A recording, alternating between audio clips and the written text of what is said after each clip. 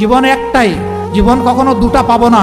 সেই জীবন হোক আল্লাহর জন্য, মানবতার কল্যাণের জন্য, প্রিয় দেশের জন্য, প্রিয় জাতির জন্য।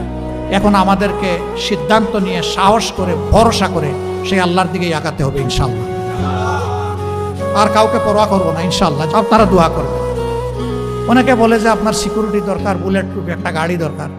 আমি বলি যে আল্লাহ তাআলার কাছেই আমি বুলেট প্রুফ নিরাপত্তা চাই, আর কারো কাছে চাই না।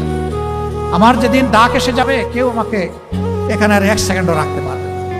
আর যতদিন আল্লাহ আমার হায়াত রেখেছেন কেউ আমাকে এই দুনিয়া থেকে উঠাই ফেলতে পারবে না। সুতরাং আপনারা দোয়া করবেন, এ লড়াই চলবে ইনশাআল্লাহ। এ লড়াই আমরা বন্ধ করব না ইনশাআল্লাহ। এ পথে আমরা থামবো না ইনশাআল্লাহ। আমাদের সামনে হিমালয় পর্বত দাঁড়ায় গেলেও আল্লাহ তাআলার শক্তির সাহায্যে সেই হিমালয় পর্বত আপনাদেরকে, জাতিকে সাথে নিয়ে ইনশাআল্লাহ আমরা টপকাব। নিজে দুর্নীতি করবেন না এবং কোনো দুর্নীতিবাজকে প্রশ্রয় দেবেন না। সমাজের সর্বক্ষেত্রে ন্যায় বিচার প্রতিষ্ঠা হবে, বিচার বিভাগ স্বাধীন হবে। কেউ বিচার বিভাগের উপর কোনো রাজনৈতিক হস্তক্ষেপ করতে পারবেন না।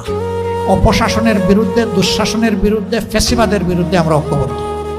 আল্লাহ তাআলা আমাদেরকে এই তৌফিক দান করুন। আসসালামু আলাইকুম ওয়া রাহমাতুল্লাহি ওয়া বারাকাতুহু।